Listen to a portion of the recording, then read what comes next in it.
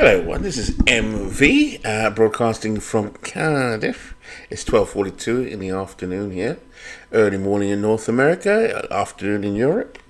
And we are doing, or I am doing, as we have now finished the Howie Shanks Bingo League 2, I am now resuming my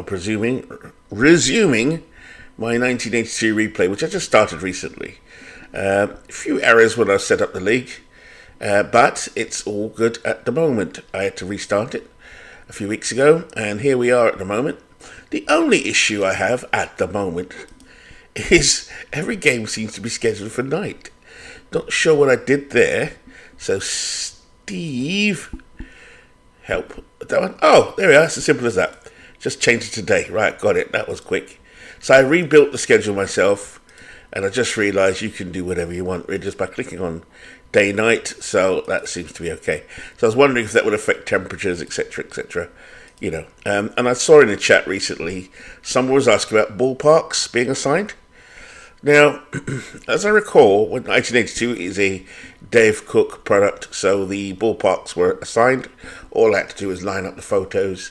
Most photos automatically defaulted to what I had in my database, but there is a way to do that.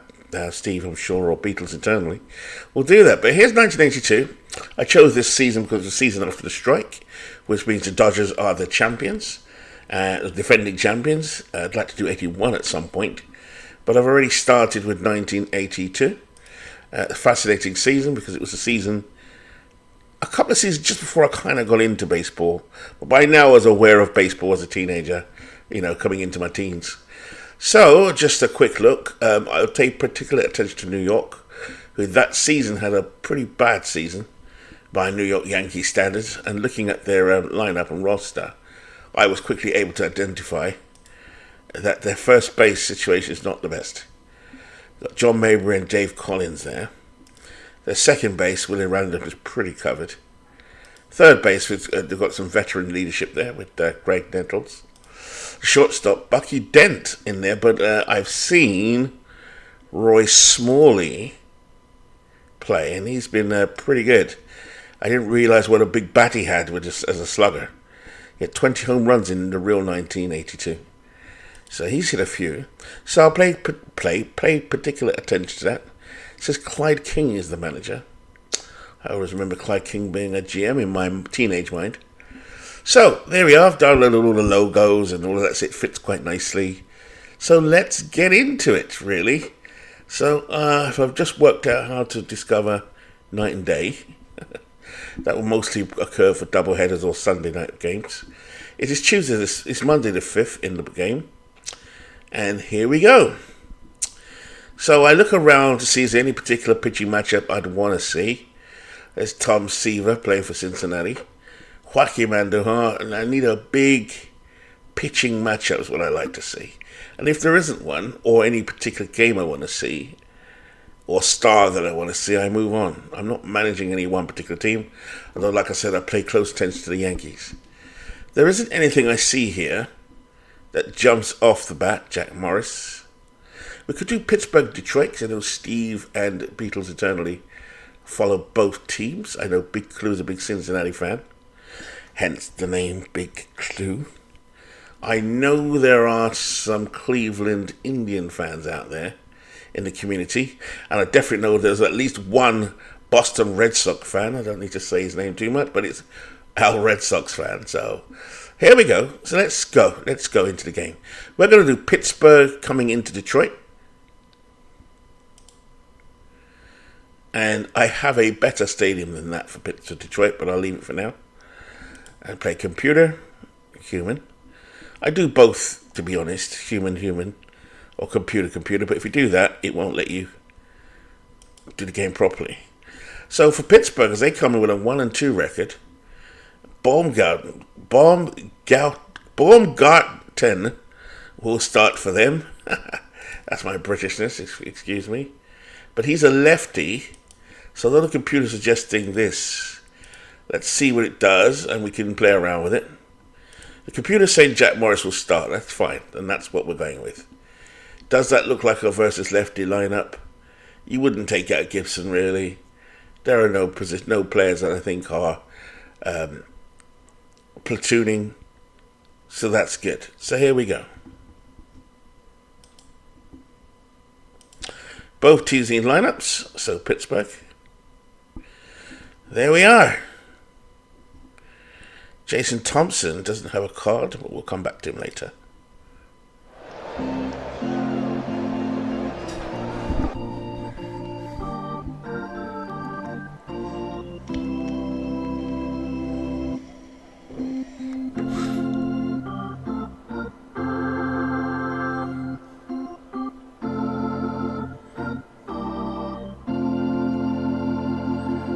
Welcome everyone. I think it was in Discord this morning I saw someone was asking about the stadium effects. If you look at the top of the screen, you'll see it's assigned 1982. So in your setup, when you're setting up a game, it allows you to bring in the stadium that you want. Clearly this is default to 1982. So it picks up 1982's stadium effects for Briggs Stadium. Very good home run hitting team. In fact, Detroit Coyotes, which is one of the Howie Shanks Bingo League 2 teams, won the championship, barely, I might add, by home run hitting mostly. I'd have to say, wasn't there pitching? And they had home run hitters like Hank Aaron. I mean, good lord, who didn't they have? Joe DiMaggio, just so many great home run hitters. Mark McGuire was in that team. So they easily won. Not say easily, but they won the rightfully so, the series. So let's go. Welcome to Tiger Stadium between Pittsburgh and Detroit. Ross Baumgarten, not to be confused with Madison Baumgarten. God, it was this in my head. Ross Baumgarten will start for Pittsburgh. He's making his first start of the year. He'll be opposed by J.Morris for Detroit. He's made a start on the year 0-1 so far. It's 53 degrees in Pittsburgh, in Detroit I should say. Wind speed 3 miles per hour out to left field. And we have light rain. So let's just, I can't change around Detroit's screen like I would like to. I like to go full screen where I can. I'll try that. And let's get Omar Moreno out of there. Oh, yeah, I can't do this. Batting stats, there we are, none. So that location's got, that's a bit better. So here we go, we've got J.Morris on the mound for Detroit today. So let's have a look at the Detroit Tigers in the field. Lance Parrish is behind the plate. At first is Enos Cabell. At second, Lou Whitaker. At shortstop, Alan Trammell. Those pictures are by Steve Tate. He did them for the Howie Shanks Bingo League 1 and 2. Third base is Tom Selleck's lookalike, Tom Brookins. In left field, Larry Herndon. Center field, Kirk Gibson. And in right field, Eddie Miller. Now that Eddie Miller is not the Eddie Miller that I know of. This looks like a Negro League Eddie Miller. So I do know who Eddie Miller is, and that's not him. So sometimes you have to play around with the photos just in case of the names. Leading off for Pittsburgh, the center fielder, Omar Moreno. Pittsburgh 1-2 on the season. Detroit off to a terrible start, 0-3. First pitch, 1-2 count, and Moreno lines it to left field, and Larry Herndon has it, one away. At bat, the second baseman, Johnny Ray. Wasn't Johnny Ray the name of a singer in the 1950s? Morris looks in. Here's a 2-0, and Ray with a base hit. So Johnny Ray with a hit, and he's on first.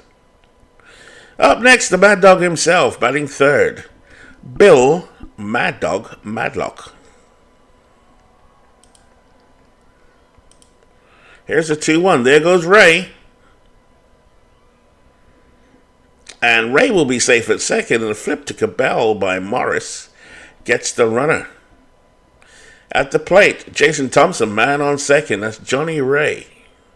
Pittsburgh would have done well in this era. They were coming to the end of their great run from the 60s all the way through the 70s to the We Are Family team. Here's Jason Thompson batting nothing at the moment, really. Here's the 0-2 from J.Morris, got him. And that is the end of 1.5 inning. Pittsburgh nothing, Detroit nothing. Coming to bat, the Detroit Tigers. So let's have a look at Pittsburgh in the field. Behind the plate, the very good Tony Pena. First baseman, Jason Thompson. Thompson, a big slugger for Pittsburgh. At second base, Johnny Ray, more than serviceable second baseman. At shortstop, Yogi's son, Dale Bearer. At third, the Mad Dog, Bill Madlock. Left field, Mike Easler. Center field, Omar Moreno, one of my first baseball cards in 1981. And in right field, the Cobra himself, future Hall of Famer for sure, Dave Parker. So Parker's the big star on the team. On the mound, Ross Baumgartner. I can't say his name. So in 1982, Ross Baumgarten went 0-5 with a 1.97 whip. Wow. Leading off for Detroit, sweet, Lou Whitaker. Whitaker at the plate, left-hand hitter. Here's a 2-1. And Whitaker in there with a double, so sweet Lou on second. Here's Alan Trammell now, batting second. He's in the 2 spot. First pitch from Baumgarten. Madlock charges it, and over to Ray, and they get the runner. Whitaker moves to third. Brings up the heavy hitting catcher, Lance Parrish. Nice bunt by Trammell to move Whitaker. Baumgarten looks in. Here's the 2-2. Base hit by Parrish, and Whitaker will come home. Stepping in, the left fielder with one man out, Larry Herndon. Parrish on first. Pena puts a sign down. Here's the first pitch by Baumgarten, and that's a wild pitch, and Pena will pick it up behind the plate, but Lance Parrish is at second. One run ahead, one man out, and Larry Herndon steps back in the box. Here's the 1-0. To his right goes Madlock, fielded over to Thompson. Got him. 2 away. Up steps another slugger for Detroit. Not his best year, 1982. Left fielder, or center fielder, Kirk Gibson.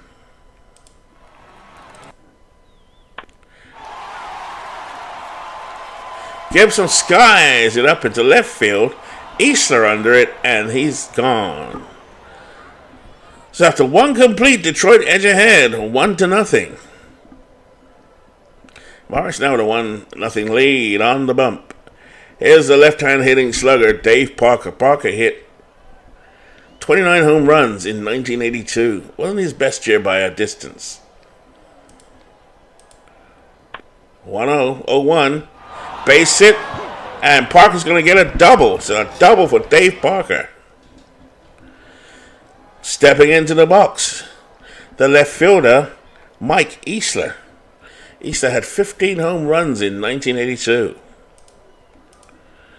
First pitch, down to Parrish. Parrish on the Brookins, and they get him.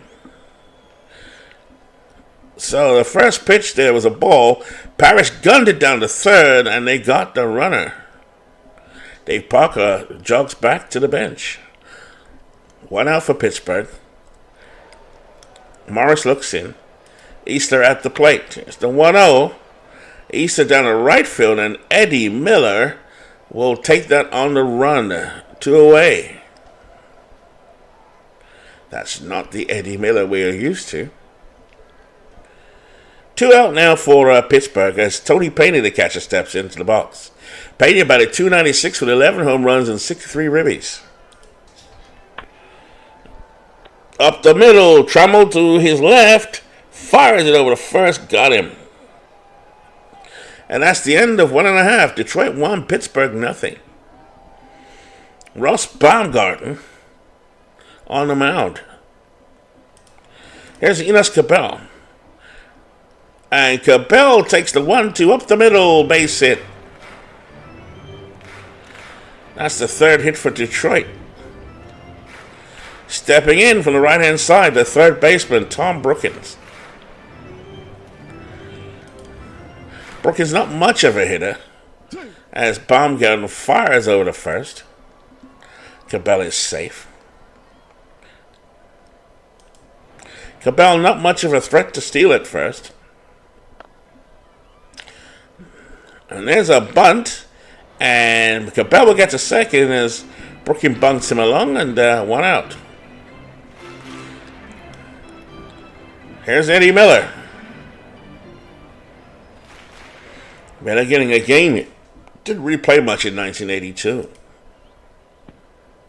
Fires down to third and got him. So Baumgarten, pitch was outside. Pena threw it down to third, and we have a runner out.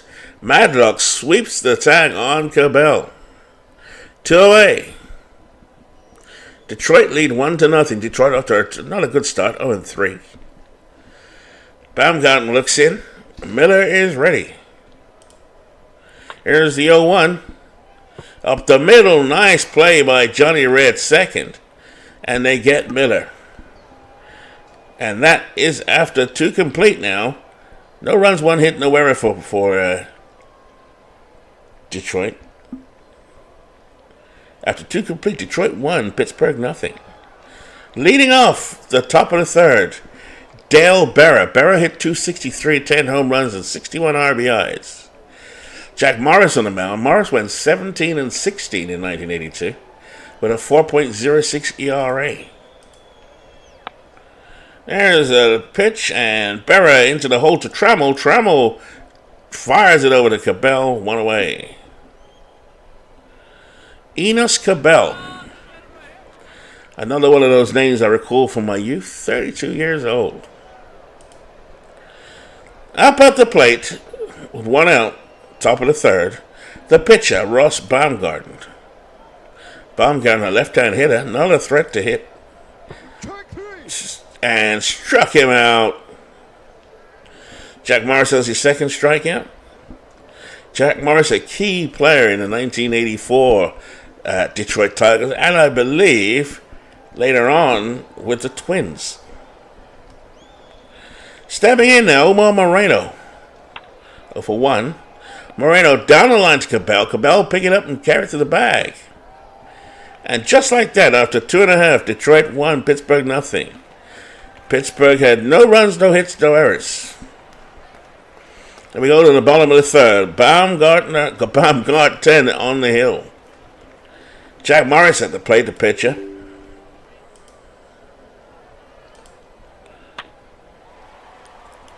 Morris takes the 1-2 over the right. Parker will range across and close his glove on that one. 1 away. At the plate, Lou Whitaker, 1-for-1 today. Lefty versus lefty. Here's the 0-1. Into the hole to Berra. And Whitaker will beat it out for an infield hit. So Lou Whitaker with some wheels on him. He's at first. A threat to steal.